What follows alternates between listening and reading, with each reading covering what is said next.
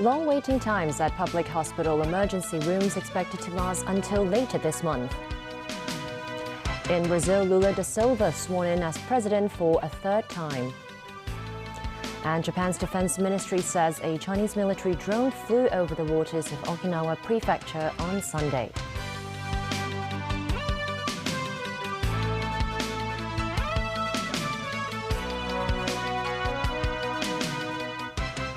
Good evening and welcome to TVB News. An average of 4,000 people sought medical help from emergency services in public hospital each day during this long weekend.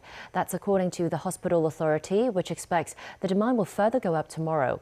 Authorities have urged patients with mild symptoms to turn to private clinics instead. Memo Sangai has details. Over the New Year holidays, many residents went to the accident and emergency departments of public hospitals to seek medical treatment. At one point, the waiting time for non-critical patients at Queen Elizabeth Hospital was more than 7 hours. Over at Queen Mary Hospital, 3 hours at least. Choi Sik-hon, chairman of the Hospital Authority's Central Coordinating Committee, said some of the people waiting in line were COVID patients, but quite a lot of them were elderly patients who were sick because of the weather or their chronic illnesses. The hospital authority expects the number of people seeking medical help to approach 5,000 tomorrow when the long weekend is over. That's 1,000 more than the average daily number over the long weekend. Authorities urged people with mild symptoms to visit private doctors or hospitals. Meanwhile, with the city's daily COVID tally lingering at around 20,000 cases in recent days, many general outpatient clinics of the hospital authority have scaled back their services in order to allocate more resources to designated clinics for COVID patients. At the Lady Trench General Outpatient Clinic in Tsuen Wan, only medication review and wound treatment were available. The hospital authority stressed the situation may still be the same until after the Lunar New Year holidays. To cope with the rising number of patients, the hospital authority will add more temporary beds in hospital. It will also speed up discharge procedures for patients and shorten waiting time for admissions. Mimosa 9, TVB News. Hong Kong reported 20,230 new COVID cases today. 19,863 of the infections were locally acquired. 31 residents and 6 staff members were infected across 28 care homes for the elderly and disabled. Meanwhile, 367 cases were imported. 74 more patients succumbed to the virus. That brought Hong Kong's total death toll during the 5th wave of the pandemic to 11,370. The Office of the Government Chief Information Officer announced that following the decision to scrap most of the city's anti-COVID measures, the Leave Home Safe hotline supporting the vaccine pass and the mobile support stations will cease operations on Sunday. In Hong Kong, more than 5,000 COVID patients remain hospitalized tonight, with some 20% of them being care home residents. Under the government's latest policy, infected residents of care homes can stay at the facilities if certain conditions are met. But some residential care homes have expressed concerns that they may not have enough manpower to take care of the patients. Christy Khan reports. In the past, residents of care homes for the elderly and the disabled diagnosed with COVID, but with only mild or no symptoms, would be sent to holding centers.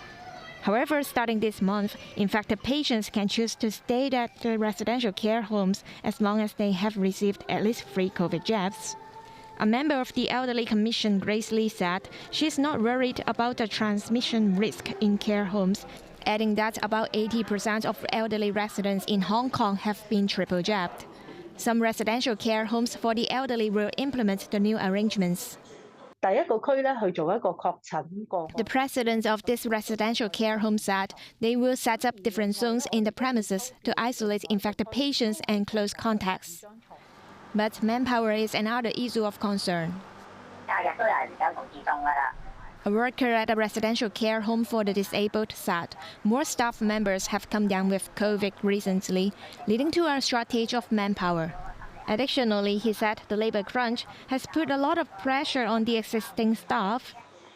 At a press briefing today, the hospital authority said it had taken into account numerous factors before coming up with the policy adjustment. The authority said the care homes have achieved a high vaccination rate, noting that most of them have also enhanced their COVID control measures. The HA also said transporting elderly patients to an unfamiliar environment, such as holding centers to undergo isolation, may affect their physical and mental conditions. The authority said it will offer more support to care homes, including outreach services, so as to reduce the hospitalization rate among care home residents. Christy Khan, TVB News. After China pivoted from its zero-COVID policy, concerns linger over whether medical systems and resources can keep up with the surge in cases, especially in the country's rural areas. Some grassroots organizations tried to collect and donate painkillers and fever drugs for those living in these remote areas, particularly the elderly. Jacqueline has more. The mainland has ratcheted up the number of beds in intensive care units to 180,000. That's still far from enough, with tens of thousands of new positive COVID cases in China every day. In an interview with state media CCTV, Zhao Yahui, Deputy Head of Medical Policy and Administration Bureau under the National Health Commission, said the country started planning and expanding medical resources in early December. On fears that the Spring Festival travel rush may worsen cross-provincial infection and lead to outbreaks in the country's vast rural hinterland, Zhao said the Health Commission has prepared adequate supplies of medicine and have arranged transport for COVID patients. When asked about the shortage of over-the-counter drugs, Zhao blamed people who hoarded medicine and outbreaks at pharmaceutical factories. With that, some organizations have taken matters into their own hands and launched online campaigns to collect painkillers and antipyretics for the elderly living in remote locations. They include this village in northern Chonghua, Guangzhou, where many elderly residents have been infected with COVID. This is the only fever clinic in the village that offers consultation services and distribution of medicine for coronavirus patients. But doctors don't report for duty every day, and when there's a supply crunch, only those aged 60 or above will be given the drugs. Some lament medicine is very hard to come by these days. A different story in Liangkou town, where pharmacies are now well stocked. Hospital staff encourage villagers seeking medical attention to call the emergency hotline for doctors to be sent to remote villages. Jacqueline, TVB News. Luiz Inacio Lula da Silva was sworn in as Brazil's president for a third time on Sunday, saying democracy was the true winner of the fractious October vote. He used the occasion to heavily criticize the outgoing president Jair Bolsonaro, vowing a drastic change, of course, for the South American nation wrecked by inequality. Matthew Bray reports. Lula and the Vice President-elect Geraldo Alckmin arrived in an open-top Rolls-Royce for the swearing-in ceremony at the National Congress in Brasilia. The route was lined by people largely in red, supporters of Lula's Workers' Party. The leftists defeated Jair Bolsonaro by less than 2% in the October vote. That vote has been contested by Bolsonaro, who has questioned the reliability of Brazil's electronic voting system. Lula has spent 1.5 years in prison on corruption charges that were later overturned. After the new president was sworn in, he addressed Congress's lower house. Our message to Brazil is one of hope and reconstruction. The great edifice of rights, sovereignty and development that this nation built has been systematically demolished in recent years, said Lula in a thinly veiled swipe at Bolsonaro. Labouring the same message, Lula added that those who erred will answer for their errors.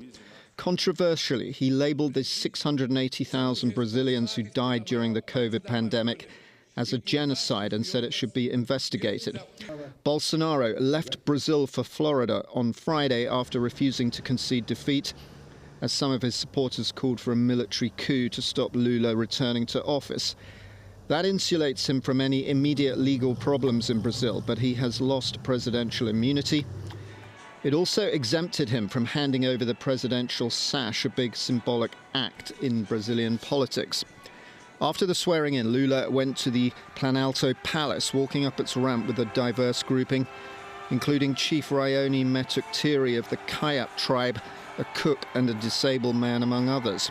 He was handed the sash by Aline Souza, a black rubbish collector.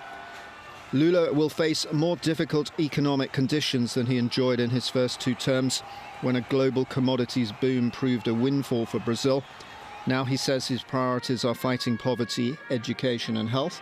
He has also said he will stop illegal logging in the Amazon. In his first act Sunday, he signed a law to tighten gun control. Matthew Bray, TVB News. Russian attacks on Ukrainian cities continued into the second day of 2023, according to Kiev officials.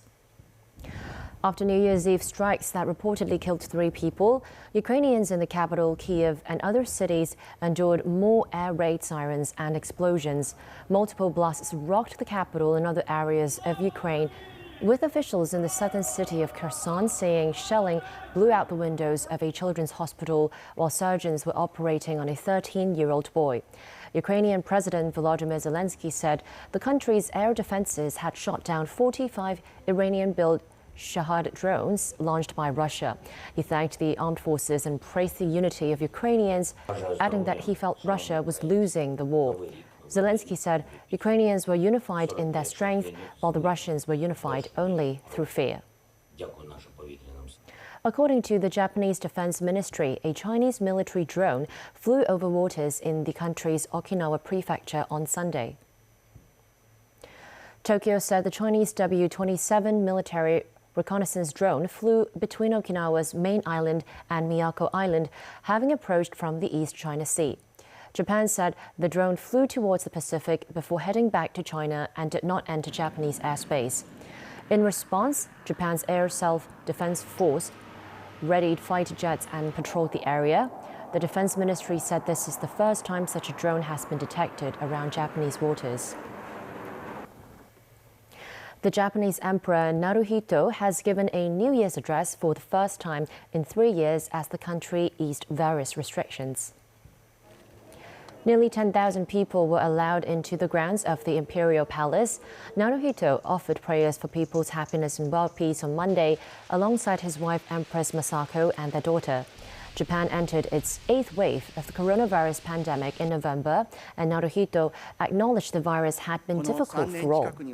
The country lifted most restrictions on overseas travelers in October in a bid to revive tourism. For the last 2 years, the Empress sent video messages instead of the public greeting. Still ahead on tonight's news, the IMF managing director paints a grim picture for the 2023 global economy. New Year's Day festivities in various parts of the world. And tips on how to cut down your electricity bills amid tariff hikes.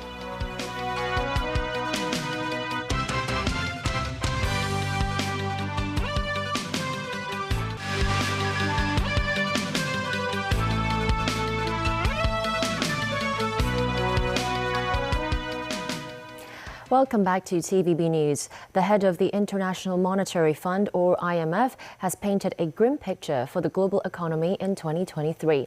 IMF Managing Director Kristalina Georgieva said weakening activity in the United States, Europe and China means a tough year overall as the world tries to recover from the COVID pandemic. Nazvi Karim reports. In his New Year's speech, President Xi Jinping informed the nation that China was entering a new phase in its anti-COVID efforts by relaxing most restrictions and reopening its borders to the outside world. Still, according to the IMF, the nation's growth rate for 2022 is expected to be at or below global pace, dragged down further by a likely bushfire of COVID infections in the months ahead. The United States economy may be showing some resilience, but its relatively healthy job market may ironically be a factor in neutralizing the country's efforts to tame inflation. With Europe also suffering the effects of Russia's war with Ukraine, the three engines that drive global growth are mired in weakening activity, which in turn will make 2023 a tough year, the head of the IMF said. IMF Managing Director Kristalina Georgieva told CBS during its Sunday morning Face the Nation program the new year is going to be tougher than the year we leave behind. The reason, she said, is the three big economies, the US, European Union and China, are all slowing down at the same time.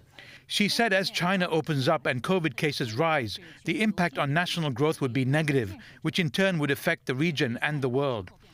In its October global forecast, the IMF projected growth of 4.4% for China in 2023. However, that figure is likely to be cut when the IMF unveils its revised outlook for global growth, most likely at the World Economic Forum in Davos, Switzerland later this month. She said while the US may succeed in avoiding recession because of a strong labor market, it is a mixed blessing with the Federal Reserve possibly having to keep interest rates tighter to rein in inflation. Last year, in the most aggressive policy tightening since the early 1980s, the Fed lifted its benchmark policy rate from near zero in March to the current range of 4.25 to 4.50%. Nazvi Karim, TVB News. People around the world enjoyed New Year's Day in different ways. Swimming, running and street parties were all on the cards. Daniel Rao tells us more. Crowds lined the streets of London to enjoy the British capital's New Year's Day parade. The event started at noon outside the Ritz Hotel and ended a few hours later at Westminster. Acrobats, marching bands and musicians from around the world performed for crowds who lined the route.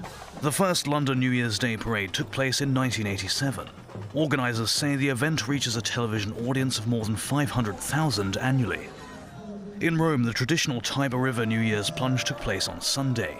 It is a New Year tradition dating back to 1946, when an unemployed lifeguard who was trying to find work as a stuntman leapt into the river from the covered bridge to advertise his skills. Since then, it has become an annual event, with hundreds gathering to watch the divers jump off the bridge. One of them dedicated his dive to Pope Emeritus Benedict XVI. Benedict died at the age of 95 on Saturday morning in the Vatican monastery, where he had lived since retirement. He was the first pope in centuries to resign, citing his increasing frailty. Thousands of people jumped into the North Sea as part of an annual New Year's tradition in the Netherlands.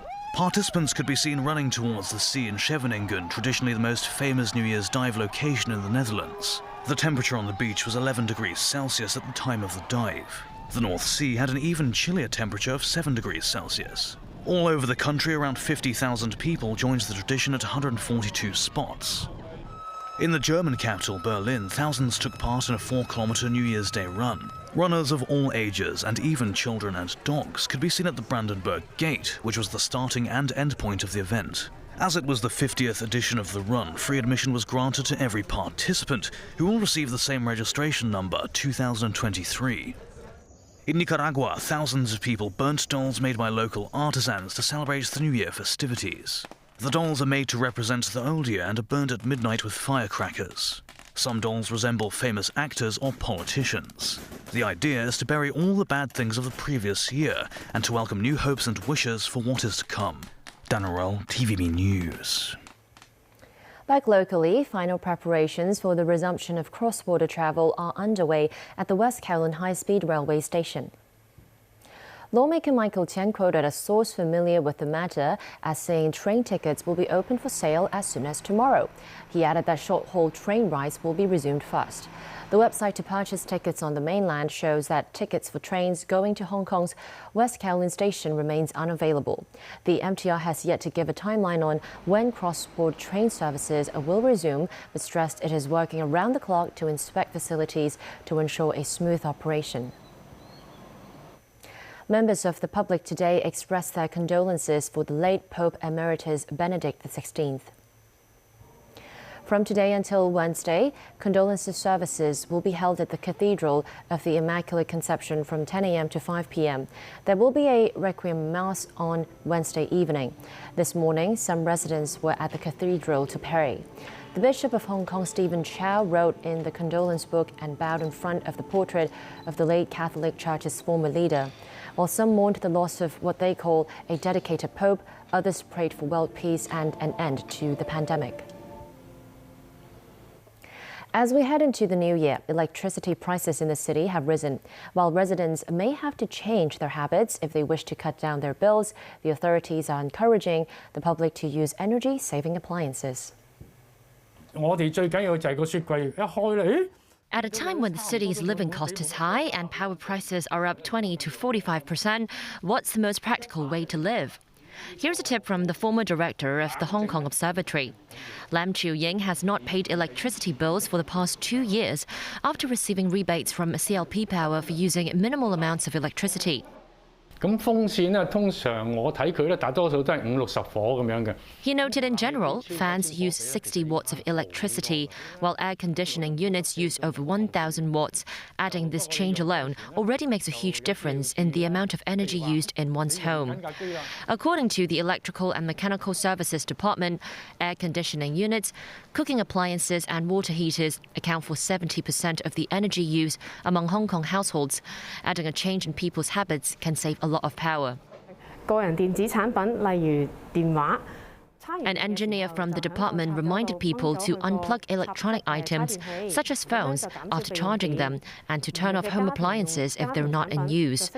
The department added products with Grade 1 energy labels are the most energy efficient and save 20% more energy than items with Grade 3 labels. And that's the news. Thanks for joining us.